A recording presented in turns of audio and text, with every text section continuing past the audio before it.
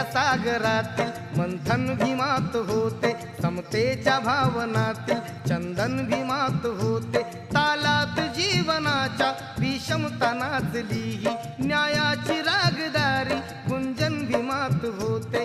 संकल्प या मनाचा क्रांती करून गेला, निधड्या मनाचा मोठा होऊन सिंह गेला।